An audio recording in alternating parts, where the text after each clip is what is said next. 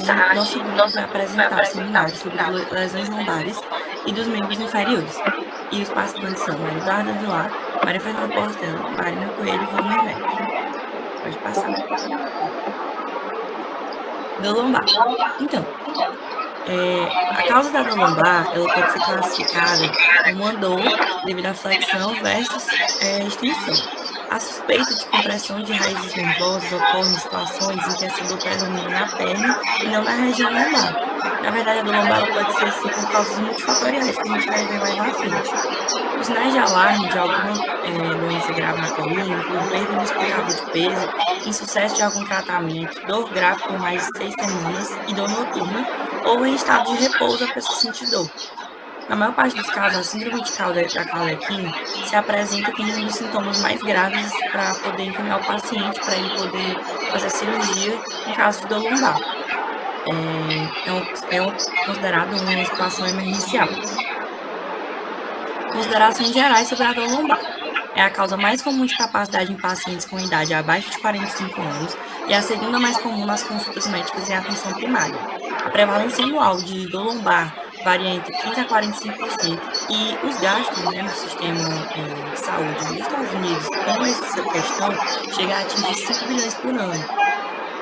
Na maior parte dos casos, é difícil diagnosticar a causa exata da dor lombar, sendo que com frequência sua causa é multifatorial, como havia falado anteriormente, embora geralmente ocorrem alterações degenerativas na coluna lombar.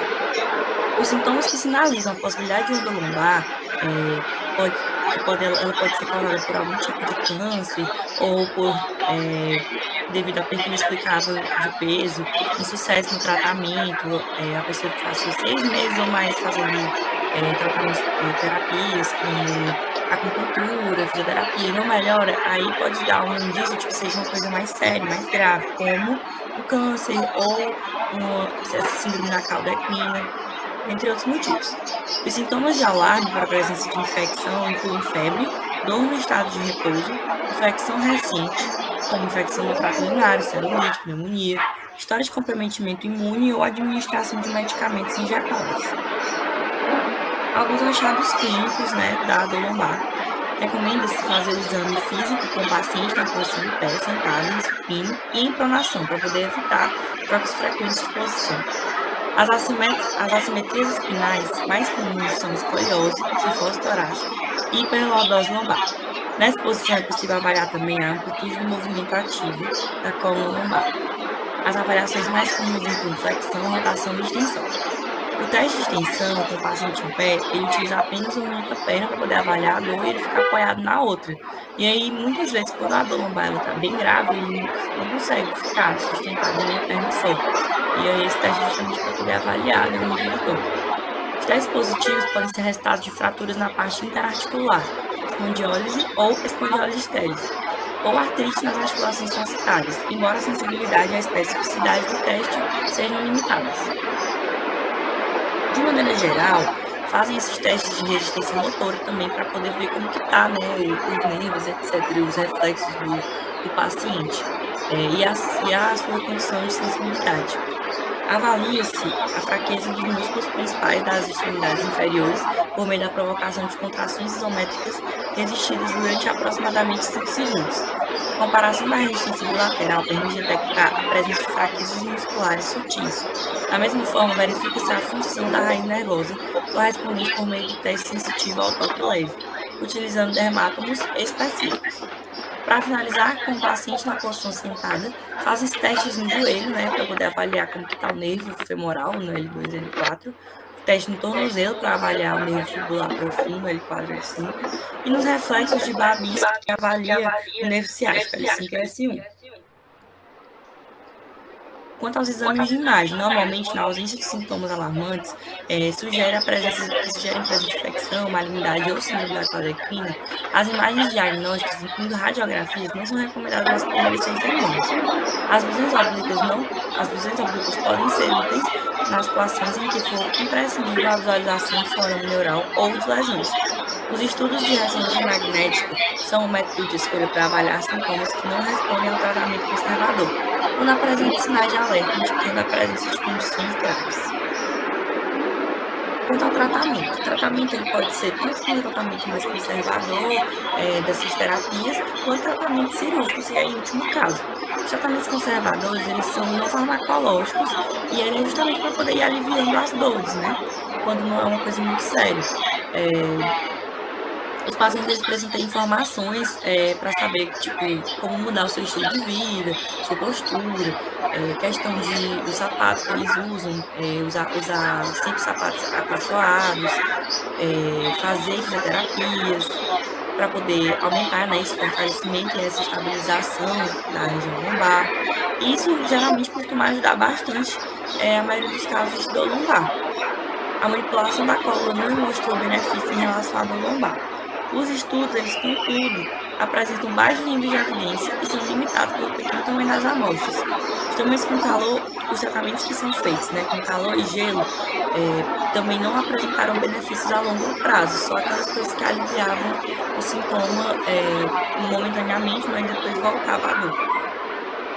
Quanto ao tratamento cirúrgico, as indicações para a cirurgia lombar incluem a síndrome da cauda equina, orbidade em curso, em resposta ao tratamento conservador há mais de 6 meses, câncer, infecção ou deformidade grave da coluna. Os pacientes precisam se conscientizar de que a cirurgia ela vai aliviar a dor, porém ela não é curativa. De maneira geral, a cirurgia não é indicada para os casos isolados de anormalidades radiográficas, se o paciente for assintomático. Dependendo do tipo de cirurgia, as possíveis complicações incluem dor persistente, dor no sítio cirúrgico, principalmente nos casos de enxertos ósseos, infecções, lesões neurológicas, lesões de nervos cutâneos, falhas de implante, trombose venosa profunda e até mesmo a morte.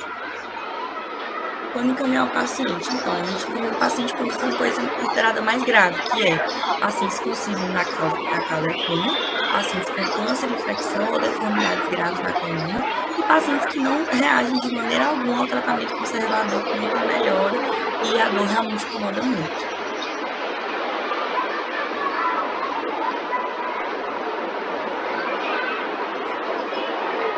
Vou falar um pouco agora sobre a estenose espinhal. Ela se caracteriza pelo estreitamento do canal espinhal e acaba por causar compressão nas estruturas neurais e arteriais que passam por esse canal espinhal. Na imagem aqui, a gente mostra que geralmente ela é encontrada ao nível de L3, L4 e L5, e ela pode estar também associada a hernias de disco. Os achados clínicos se caracterizam por dor que melhora ao sentar, a piora da dor com movimento e extensão, e os sintomas são de marcha claudicante, irradiação de dor para as pernas e extensão lombar limitada. O tratamento é feito por exercícios fisioterapêuticos, injeção de corticoides para diminuir a inflamação causada no canal neural das estruturas, ou então pode ser também medidas cirúrgicas. Só que essas medidas cirúrgicas, o efeito dela não se mostra superior ao das medidas não cirúrgicas, que são os exercícios fisioterapêuticos, as injeções de corticoides para diminuir a inflamação.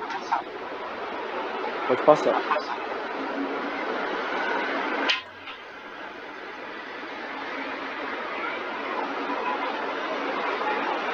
Vou falar um pouquinho sobre a hernia de disco lombar. Sobre as considerações gerais, as hernias de disco lombares elas são causadas pela inclinação do corpo, pela sustentação de cargas pesadas, por exemplo, elevação de peso, com as costas em flexão, provocando herniação ou extrusão do contorno discal, que é o núcleo pulposo interior da área da medula espinhal.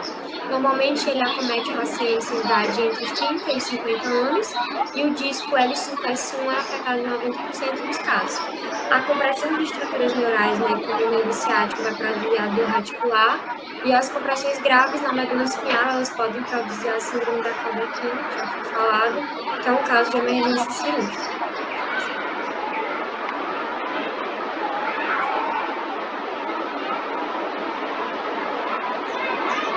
Em relação aos sinais e sintomas, geralmente a dor discogênica ela se localiza na região lombar, no mesmo disco afetado, e se agrava com a atividade. Essa dor ciática, ela produz uma dor que se assemelha a um choque elétrico e ela vai se irradiar no sentido descendente até o aspecto posterior da perna, com frequência abaixo do joelho. Normalmente, os sintomas da hernia de disco, eles vão se agravar com a flexão lombar, como quando o paciente se inclina ou fica sentado por muito tempo. Normalmente, pessoas que trabalham dirigindo veículos automotores. E as hernias de disco muito graves, elas podem provocar uma dormência e fraqueza, incluindo a fraqueza com a flexão plantar do pé e a dorsiflexão dos dedos. E a síndrome da cauda equina deve ser excluída nas situações em que o paciente se queixar de dormência perianal ou de incontinência intestinal ou urinária.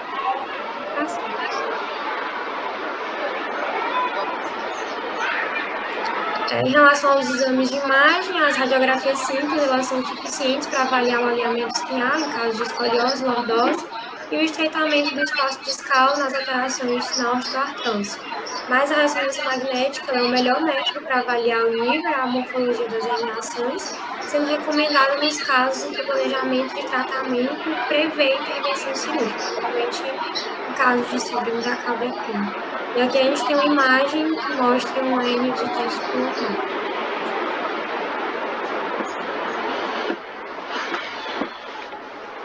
Em relação ao tratamento, repouso no leito por até 48 horas, né?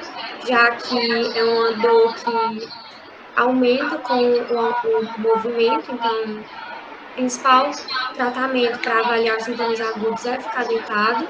E, ao contrário, o tratamento de primeira linha inclui atividades modificadas, AINES e outros analgésicos, além de fisioterapia, né? Também tem as injeções epidurais e transforaminais e corticosteroides, que vão produzir alguns benefícios, em especial o alívio da dor radicular, mas esses benefícios eles só duram durante 3 meses. Então, elas são eficazes apenas para postergar o tratamento cirúrgico, e não como uma coisa definitiva. E a administração oral de prednisona também vai reduzir a inflamação e ajuda a atenuar os sintomas.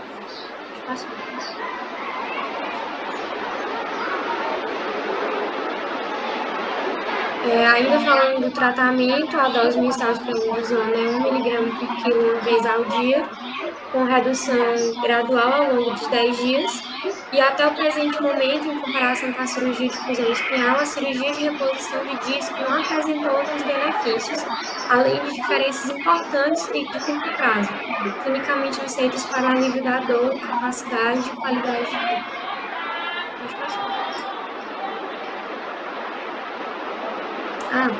Quando encaminhar o paciente, né?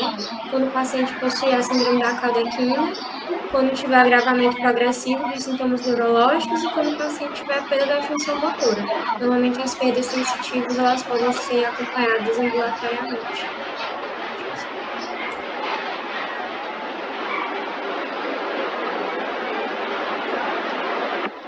Então, agora eu vou falar sobre a dor cervical.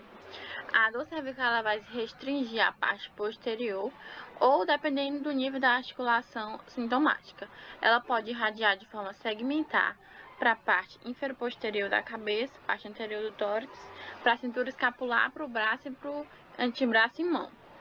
De maneira geral, essa dor ela é intensificada com movimentos ativos ou passivos do pescoço, e a distribuição da dor é pelos dermátomo envolvidos na extremidade superior. Pode passar.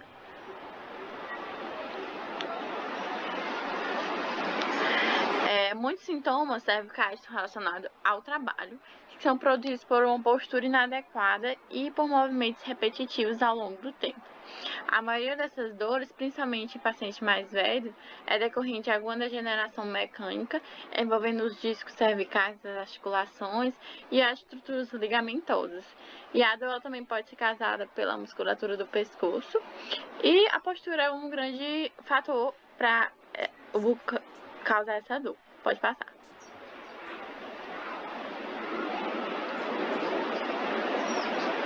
Aqui a gente está vendo como a gente vai fazer o exame físico. Primeiro a gente vai fazer a inspeção, vai avaliar a postura do paciente em pé. Depois a gente vai fazer a palpação, palpar os pontos de referência, processo espinhoso, articulações. Depois a gente vai fazer o teste de amplitude do movimento, o exame neurológico, avaliar a força motora, os reflexos. E depois o teste de Spulling. Passar.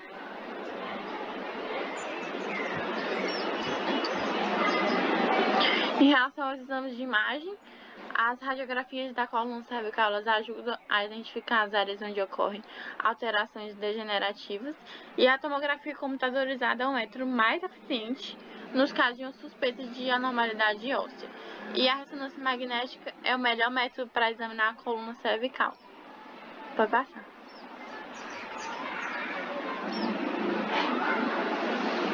Em relação ao tratamento, eles poderão ser tratamento conservador, uso de fisioterapia, uma série de exercícios. O uso do colar cervical ele também pode ser útil no começo e, embora os índices de complicações sejam baixos, tem que ter cuidado com a presença de sintomas neurológicos. E as cirurgias geralmente são bem sucedidas, mas ele é o último recurso para tratamento, sabe? Então, agora a gente vai falar sobre o quadril. O quadril, a gente vai focar principalmente aqui nas fraturas do quadril. A taxa de mortalidade entre pacientes idosos depois de uma fratura no quadril é bastante elevada, sendo que a ocorrência de óbitos alcança entre 8 a 9% dentro de 30 dias e cerca de 25 a 30% dentro de um ano. Os principais fatores de risco de fraturas no quadril são a osteoporose, principalmente se forem mulheres de estatura mais ou menos de 1,72 e idade acima de 50 anos. As mulheres elas têm mais tendência a terem osteoporose, né, problemas ósseos, consequentemente mais fraturas no quadril. Em geral, as fraturas no quadril ocorrem depois de uma queda. Traumas de alta velocidade são necessários em pacientes mais jovens. As fraturas por estresse são muito comuns depois de exercício de atividade com carga repetitiva em atletas, por exemplo, ou em indivíduos com baixa densidade mineral óssea. Achados clínicos. Sobre os achados clínicos, em geral, os pacientes eles se queixam de dor na virilha, embora também ele possa ser incomum eles relatarem que estão sentindo uma dor que irradia para a parte lateral do quadril, para as nádegas, para os joelhos. Nos casos de uma fratura exposta, o paciente não vai conseguir sustentar o próprio peso, né? E ele pode ser que aconteça dele fazer uma rotação externa da perna. O movimento de rolar a perna com o paciente da posição supina vai ajudar a excluir a hipótese de fratura. O exame do quadril revela a presença de dor com palpação profunda na área do triângulo ou trígono femoral, semelhante à palpação na artéria femoral. A dor provocada pela rotação interna do quadril é o teste mais sensível para poder identificar qualquer patologia intraarticular no quadril. Recomenda-se testar também os movimentos de flexão, extensão, abdução e força de abdução do quadril. No exame físico, a dor é menos intensa em pacientes com fraturas por estresse no quadril, em comparação com a dor descrita anteriormente. Porém, de maneira geral, esses indivíduos sentem dor com sustentação do seu peso. O teste de Trendelenburg vai facilitar a identificação da presença de fraqueza ou de instabilidade nos abdutores do quadril, principalmente no músculo adulto médio. Outro tipo de teste funcional é pedir para o paciente saltitar ou saltar durante o exame. As fraturas por estresse devem ser excluídas nas situações em que o paciente apresenta história clínica compatível de dor e não consegue ou não quer saltitar. Recomenda-se se examinar cuidadosamente a região lombar em pacientes com queixas de dor no quadril, incluindo os exames em busca de sinais de dor ciática. Qualquer demora na intervenção pode aumentar o risco de imobilidade e de mortalidade perioperatória. Quanto aos exames de imagem, as visões radiográficas mais importantes do quadril incluem visões anteroposteriores da pele, visões bilaterais dos quadris e visões laterais internas de rim do quadril dolorido. A TC e a radiografia ajudam a identificar o padrão das fraturas no quadril ou a avaliar as fraturas sem deslocamento. E, de maneira geral, as fraturas no quadril são descritas conforme a localização, incluindo cervical femoral, intertrocantérica ou subtrocantérica. Outro tratamento. Quase todos os pacientes com fratura no quadril precisam fazer tratamento cirúrgico, possivelmente eles têm que ser internados em hospitais para poder fazer um controle da dor enquanto aguardam a cirurgia. Recomenda-se fazer a cirurgia dentro das primeiras 24 horas, levando em consideração que se postergar muito, aumenta o risco de pneumonias, úlceras, trombose venosa profunda. E as fraturas por estresse em pacientes ativos exigem um determinado período de tempo com sustentação do peso. Eles não conseguem sustentar por muito tempo o peso do próprio corpo, por isso que tem que fazer logo. E também a recuperação, o retorno das atividades normais, pode ser que demore mais ou menos de 4 a 6 meses. Geralmente, as fraturas cervicais femorais elas são tratadas como hemiartroplastia, ou reposição total do quadril. Isso permite que o paciente inicie os exercícios de sustentação de peso logo no início do período pós-operatório. As fraturas peritroquintéricas no quadril são tratadas com fixação interna e redução aberta, utilizando assim uma estrutura com placa e parafuso ou dispositivos intermedulares. A escolha do implante depende muito do padrão da fratura. Quanto à prevenção, o exame de densitometria óssea vai ajudar a identificar os pacientes com risco de osteopenia ou de osteoporose, possibilitando assim o planejamento correto do tratamento. Junto ao acompanhamento dos pacientes, é muito importante fazer uma revisão da nutrição, ingestão de cálcio e de vitamina D, e na saúde óssea, densitometria óssea, níveis séricos de cálcio, verificar os níveis de vitamina D. A anticoagulação sistêmica com heparina de baixo peso molecular ou com varfarina em pacientes com mobilidade reduzida ajuda a evitar a incidência de trombose venosa profunda. Existem alguns programas de exercícios preventivos para pacientes idosos com riscos de queda e fraturas no quadril. E os protetores de quadris, eles são bem desconfortáveis, mas eles também acabam sendo um tipo de prevenção, só que eles não são tão utilizados assim.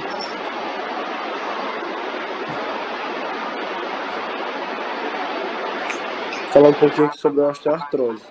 Ela se caracteriza pelo desgaste da cartilagem articular por meio de alteração óssea, e a etiologia dela pode ser traumática, atividade de impacto, genética, obesidade, e pode ser também uma sobrecarga da articulação, com movimentos repetitivos.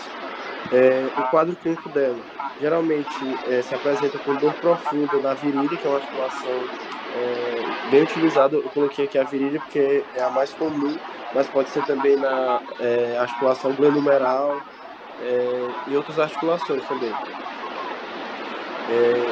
Além da dor, é também comum inchaço local na região acometida, né? A diminuição da amplitude do movimento, o movimento ele se torna doloroso quando você realiza ele. A crepitação, você pode palpar, oscilação na marcha, né? Pode ser uma marcha claudicante. E no exame de imagem, a radiografia aparece com estreitamento articular, porque vai diminuir a cartilagem, que a cartilagem ela facilita o deslizamento da articulação. O tratamento ele pode ser conservador, né, que busca a mudança de atividades e hábitos de vida, como, por exemplo, perda de peso, né, que, como eu falei, que pode ser uma sobrecarga da articulação, uso de bengalas também para diminuir a amplitude de movimento da articulação, pode ser também a utilização de analgésicos e corticoides para diminuir a dor e a inflamação. E em último caso, ela é cirúrgico. Só que como essa osteoartrose, ela acomete mais pessoas de idade avançada, geralmente o tratamento cirúrgico ele se mostra menos benefícios e mais malefícios. Por isso, dificilmente é adotado o tratamento cirúrgico em caso de osteoartrose. Pode passar.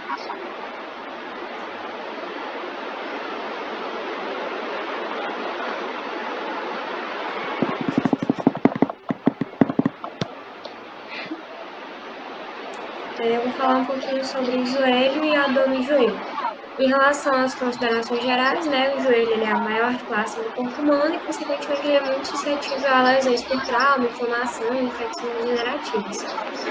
Ele é uma articulação dobradiça, né, e ele possui várias estruturas que reduzem esse impacto, né, por causa da sua grande articulação. A gente tem as cartilagens dos meniscos laterais e mediais, que vão separar e protegem essas superfícies ósseas, atuam como amortecedores durante a sustentação do peso e protegem a cartilagem articular.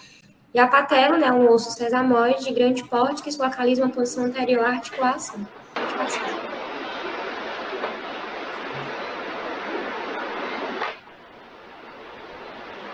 Ainda falando das considerações gerais, né, qualquer problema na trajetória patelar dentro do sulco troclear é uma fonte comum de dor no joelho, principalmente no caso em que a dor é de natureza atraumática.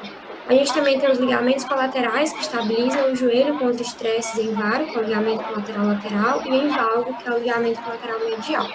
E o ligamento cruzado anterior, ele restringe o movimento anterior da tíbia, e o ligamento cruzado posterior limita o movimento posterior. Tudo isso para reduzir esse impacto da articulação. Pode passar.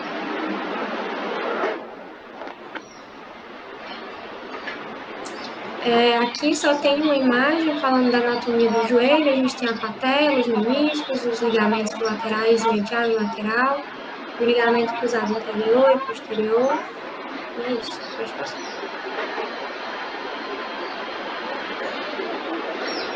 Ainda falando das considerações gerais, a gente também tem as bursas do joelho, que se localizam entre a pele e as saliências ósseas. Elas são estruturas em forma de bolsa com revestimento sinovial, né? E a ação dessas bursas é diminuir o atrito entre os tendões e os músculos, na medida em que eles se movimentam sobre as estruturas ósseas adjacentes. E a pressão ou atrito externo excessivo produz um inchaço e dor nessas bursas, que é a bursite. Pode passar. Aqui a gente tem uma imagem de uma bursa saudável e de uma bursa inflamada, que é o que chama de bursite. Pode passar.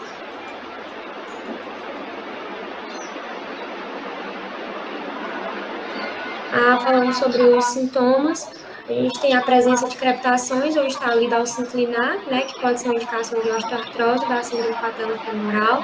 Também tem o travamento ou falseio ao caminhar, que sugere a presença de algum distúrbio interno, como a lesão no menisco ou algum resíduo no joelho. E também as efusões ou inchaço intraarticular no joelho indicam a presença de algum distúrbio interno de uma patologia sinovial.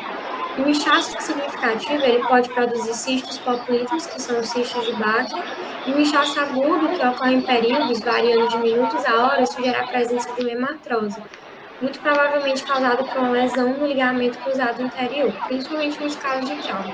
Pode passar. Ainda falando dos sinais e sintomas, tem os estalidos laterais, com flexão e extensão do joelho, provavelmente seja uma indicação de inflamação na banda iliotibial, e a dor que se agrava com movimentos de inclinar e descer escadas, sugere a presença de problemas na articulação patelo-femoral, geralmente problemas degenerativos, como condromalácia da patela ou osteoartrose. E a dor que ocorre ao se levantar, né, que depois de um longo tempo prolongado na posição sentada, chamada dor protocinética, sugere a presença de algum problema ao longo da trajetória da patela. Pode passar. Aqui a gente tem só o diagnóstico diferencial de dor no joelho, pode ser por um rompimento ou disfunção mecânica, por uma inflamação intraarticular ou aumento de pressão, ou inflamação periarticular. Pode passar.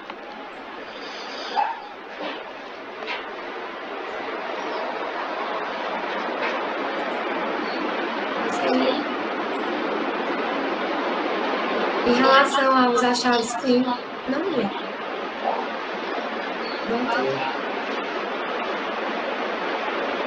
Em relação aos achados clínicos, a gente tem os achados laboratoriais, que a gente tem os testes laboratoriais de aspiração do líquido articular, que podem levar ao diagnóstico definitivo na maior parte dos pacientes, nos casos com essa indicação, e os exames de imagem, que de maneira geral vão avaliar a dor no joelho com radiografia simples e estudos de ressonância magnética. Mas a TC e a ultrassonografia, às vezes, elas também são alternativas clínicas.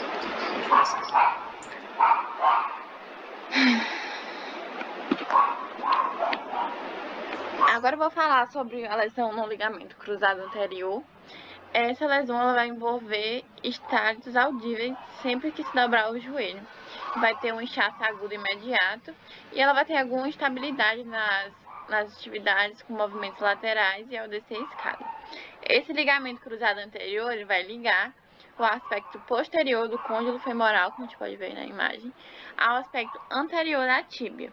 E a principal função dele é controlar os movimentos de translação anterior da tíbia no fêmur. E essas lacerações nesse ligamento são muito comuns nas lesões esportivas. Passar.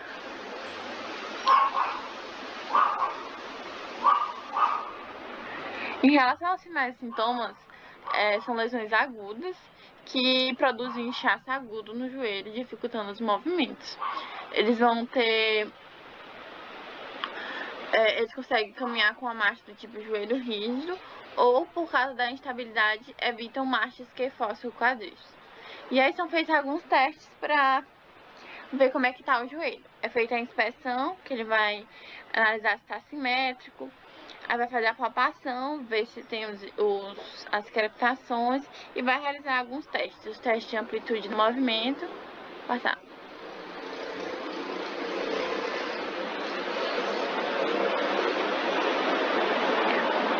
Aí vai fazer os testes alguns testes de resistência do joelho, como a gente pode ver na imagem. Vou passar.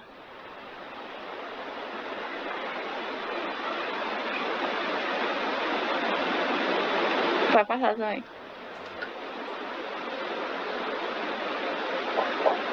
A gente pode ver os testes. Pode passar.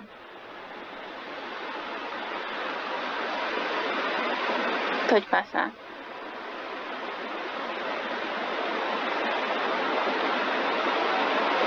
Em relação aos exames de imagem, as radiografias simples são negativas no caso das lacerações do ligamento cruzado anterior, embora elas sejam muito úteis para excluir a presença de fraturas. A gente vai observar uma pequena lesão por avulsão no compartimento lateral do joelho. E a ressonância magnética é o melhor método para essas lacerações. Passar.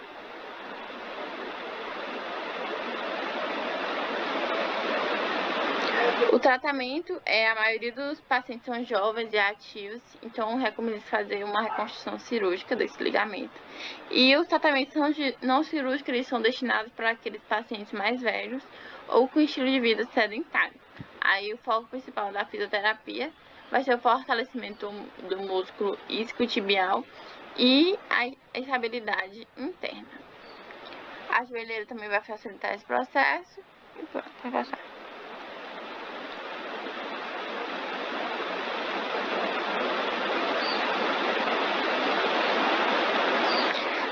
A gente vai encaminhar o paciente quando a maioria dessas lacerações nesse ligamento vai ter que encaminhar para um ortopedista. E indivíduos com instabilidade no contexto das lacerações devem ser considerados para reconstrução cirúrgica. E pacientes com lacerações do ligamento cruzado anterior e lesões associadas ao menisco ou lesões articulares poderão se beneficiar dessa cirurgia. Pode passar.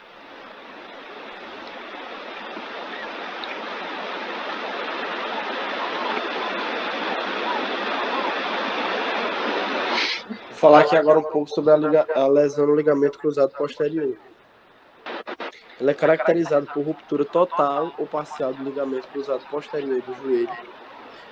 E ela pode ser aguda, que dificulta a movimentação do joelho, e estão muito associadas a traumas e lesões multiligamentares. O que é isso? Que geralmente, quando ocorre a lesão do ligamento cruzado posterior, não só esse ligamento é lesado, mas também pode ter lesado o ligamento cruzado anterior, os colaterais. E já os crônicos, diferente dos agudos, eles deixam apenas a articulação estável, e a dor geralmente é menor do que uma lesão aguda. E a lesão aguda ela está muito ligada a movimento muito brusco da articulação. Já o crônico está ligado a movimentos repetitivos da articulação. E o quadro clínico dessa lesão, ela se manifesta com dor, a flexão da perna. São feitos alguns testes clínicos para confirmação, e os principais são a posteriorização passiva da tíbia e o teste de tração posterior. Além da dor, é também encontrado um inchaço no joelho, né, e dormência. E o exame de imagem mais adequado para a lesão ligamentar é a ressonância magnética, e não a radiografia. A radiografia você vai ver se teve algum trauma ósseo. O tratamento ele pode ser conservador apenas com o uso de joelheira, que mantém a perna em extensão, moletas, além da fisioterapia e a musculação para fortalecer a articulação, diminuir o peso e assim facilitar a reconstrução do ligamento. Mas a depender do grau da lesão, ela pode ter indicação cirúrgica, geralmente rupturas totais do ligamento. Aí o único tratamento geralmente é cirúrgico. Pode passar.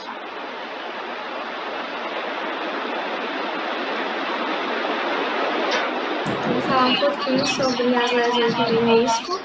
As considerações gerais, eu já tinha falado antes, né, que os meniscos eles se localizam na parte interna do joelho e eles vão agir como amortecedores. Então, as lesões desses meniscos podem causar dor, estalite ou sensação de travamento. A maior parte das lesões meniscais ocorre com lesões agudas, normalmente em pacientes mais jovens, ou microtraumas repetitivos, como agachamentos ou entorses, geralmente em pacientes mais velhos. Aqui a gente tem a imagem do menisco medial e do menisco lateral.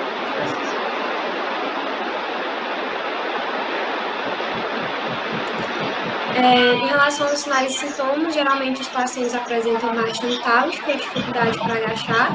Frequentemente os pacientes eles se queixam de contração, travamento no fragmento meniscal. Os achados clínicos eles incluem efusão, sensibilidade na linha articular, e a ocorrência de inchaço é frequente durante as primeiras 24 horas após a lesão ou mais tarde.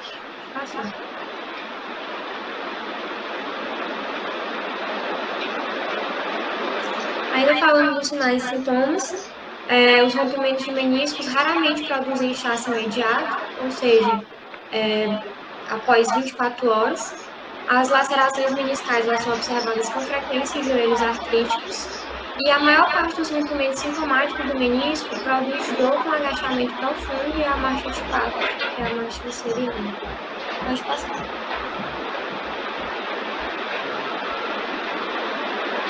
Em relação aos exames de imagem, geralmente as radiografias são normais, porém mostram estreitamento no espaço articular, alterações precoces na osteoartrose ou presença de fragmentos. A ressonância magnética do joelho é a melhor ferramenta diagnóstica para detectar lesões meniscais, 93% de sensibilidade, 95% de especificidade, e os sinais anormais significam que houve um rompimento do menisco. Aqui a gente tem uma imagem que mostra a lesão no menisco, o exame de imagem. Pode passar.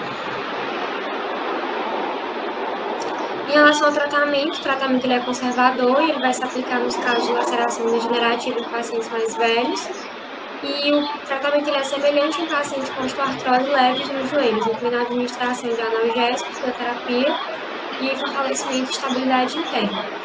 E a artroscopia, o reparo ou desbridamento do menisco são os melhores tratamentos de lacerações agudas em pacientes jovens e ativos.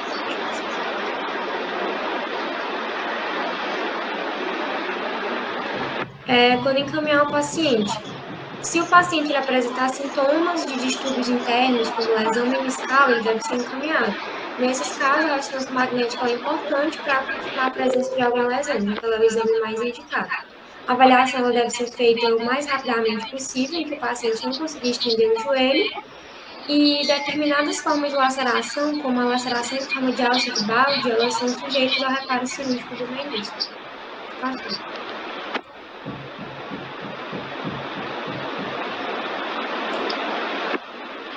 Então, em relação à dor patelofemoral, ela é uma dor com atividade de flexão, como ajoelhar, agachar ou subir escadas, e vai ser um desvio lateral ou inclinação da patela em relação ao sulco femoral. Vai ser uma dor na parte anterior do joelho, ou joelho do corredor. Descreve qualquer tipo de dor envolvendo a articulação patelofemoral. Essa dor ela vai acometer qualquer uma ou todas as estruturas da parte anterior do joelho, incluindo as partes mediais e laterais, assim como o quadríceps e as inserções do tendão patelar.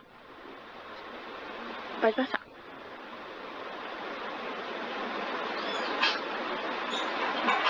Em relação aos sinais e sintomas, os pacientes vão se queixar de dor na parte anterior do joelho, com movimentos de flexão e com menor frequência em movimentos de extensão total. A dor provocada por essa condição se localiza sobre a patela. E os sintomas eles vão se iniciar depois de um trauma ou após atividades físicas repetitivas, como corridas e saltos. Nas situações em que a trajetória for inadequada, poderá ocorrer crepitações palpáveis e às vezes audíveis. Em geral, não há inchaço e é muito importante palpar as superfícies articulares da patela durante o exame físico. Pode passar.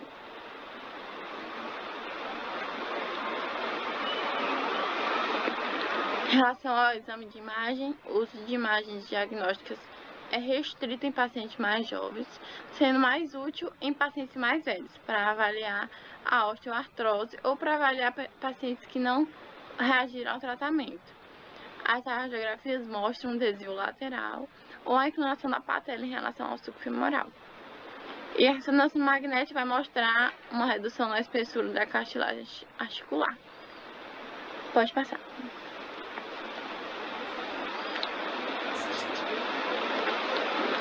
O tratamento ele pode ser conservador, usando gelo, anti-inflamatórios, para aliviar os sintomas, o uso de joelheiras, fisioterapia e também pode ser cirúrgico, mas é bem raro, é necessário fazer algum tipo de cirurgia, sendo que o tratamento cirúrgico é considerado o último recurso. E a gente vai encaminhar os pacientes quando os pacientes tiverem sintomas persistentes.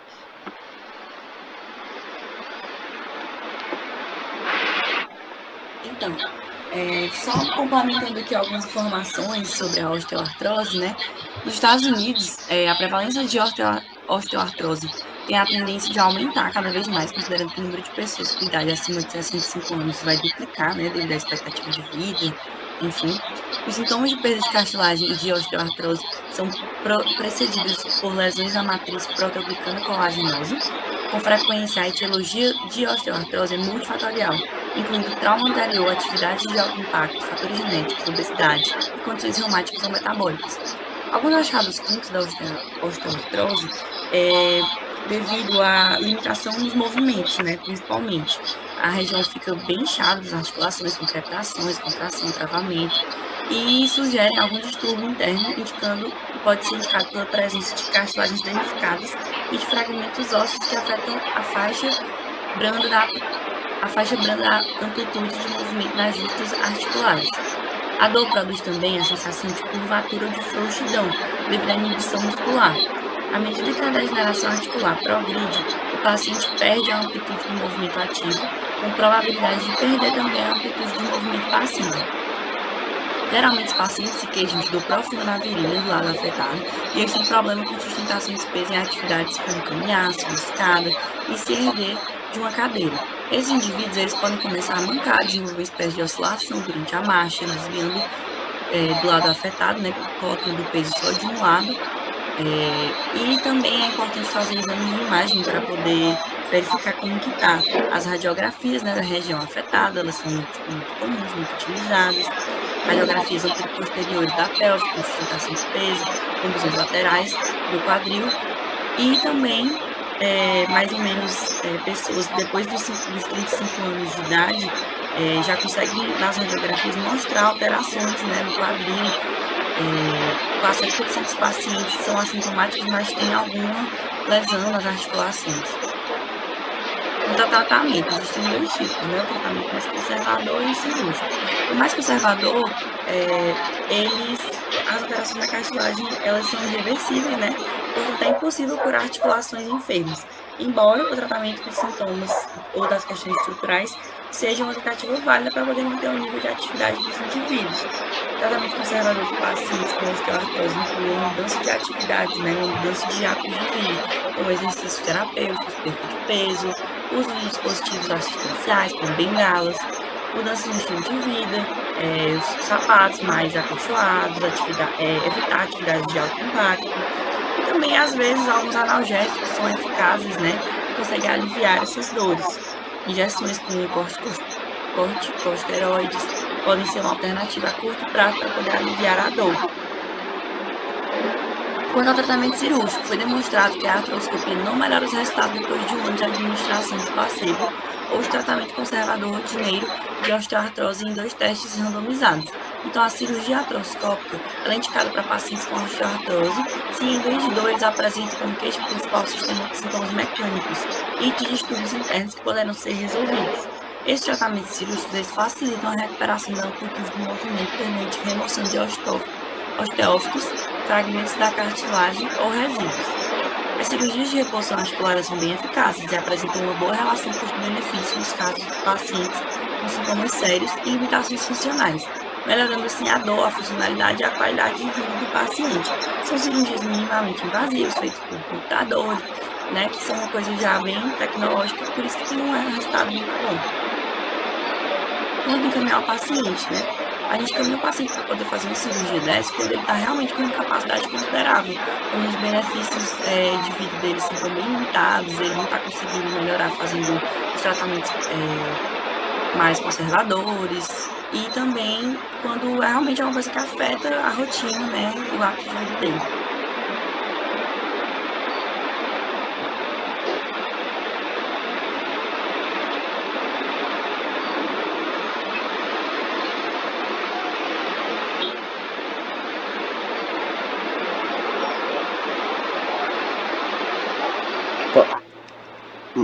Passou aí, passou. Ó. Vou falar aqui agora sobre as entorses em inversão do tornozelo, que é um tipo de entorse bem comum. Ela é caracterizada pela inversão do pé, com possível ruptura parcial ou total do ligamento talofibular anterior. E como eu falei, ela é a lesão mais comum no tornozelo. O quadro dela se dá por dor e inchaço localizado na região do tornozelo, uma marcha claudicante, hematoma local e restrição dos movimentos. Por meio dos testes clínicos, você consegue classificar a lesão com tal grau dela, se ela é de grau 1, 2 ou 3, sendo feito o teste da gaveta anterior e o teste da inclinação subtalar. As radiografias são muito importantes para detectar as lesões ósseas, né, como fraturas ou luxações, entorses, e a ressonância magnética na detecção, ela é muito importante na detecção de lesões ligamentares.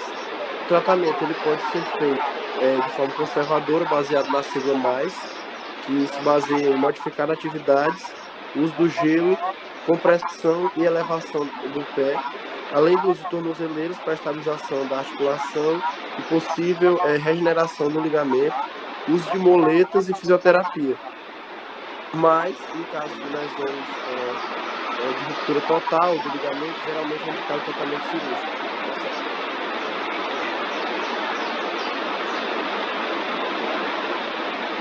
Vamos falar sobre as entorses em inversão alta no tornozelo. São lesões sindesmóticas ou entorses na parte alta do tornozelo que vão envolver o ligamento tibiofibular anterior no aspecto anterolateral do tornozelo em uma posição superior ao ligamento talofibular. Com frequência, o mecanismo da lesão ele vai se caracterizar por forçar o pé para fora ou pela rotação externa e inversão. E, de maneira geral, na consulta inicial, esse tipo de lesão ele passa despercebido e é diagnosticado incorretamente como entorse no ligamento talofibular anterior. Pode passar.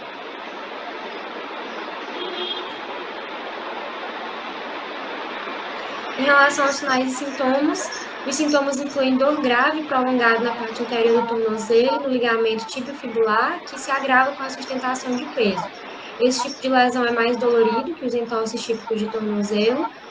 E, além disso, é importante palpar a fíbula proximal para excluir a hipótese de qualquer lesão no ligamento sindesmótico proximal e a fratura associada, conhecida por fratura de Mason-Wave.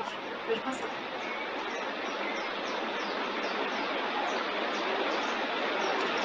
Além disso, na maior parte dos casos, há algum inchaço leve nessa área, sendo que o paciente poderá ou não apresentar edema no tornozelo, a amplitude do movimento vai ser limitada e o teste de estresse em rotação externa vai reproduzir o mecanismo da lesão. Pode passar.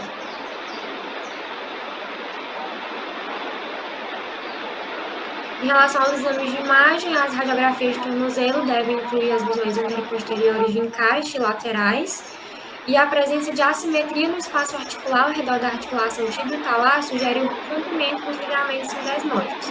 Nos casos de sensibilidade proximal na parte inferior da perna, principalmente ao redor da fíbula, vai ser necessário obter uma radiografia com visão anteroposterior e lateral da tíbia para excluir a hipótese de fratura fibular proximal. Pode passar. Em relação ainda aos exames de imagem, as imagens por ressonância magnética são o melhor método para visualizar as lesões e para visualizar o estado dos outros ligamentos, mas as radiografias, elas também, realizadas durante o estresse em rotação, elas também permitem visualizar esse tipo de instabilidade.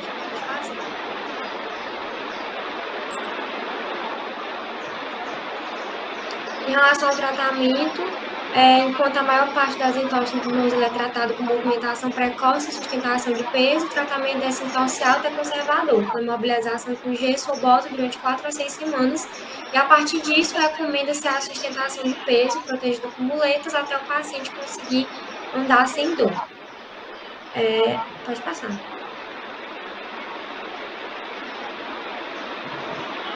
Quando encaminhar o paciente, os pacientes devem ser encaminhados com urgência para um cirurgião de pé e tornozelo, nos casos em que houver alargamento no espaço articular e assimetria na articulação. E em casos persistentes graves ou prolongados que não cicatrizaram, poderão necessitar de fixação interna para evitar instabilidade crônica na articulação tibiofibular. Pode passar.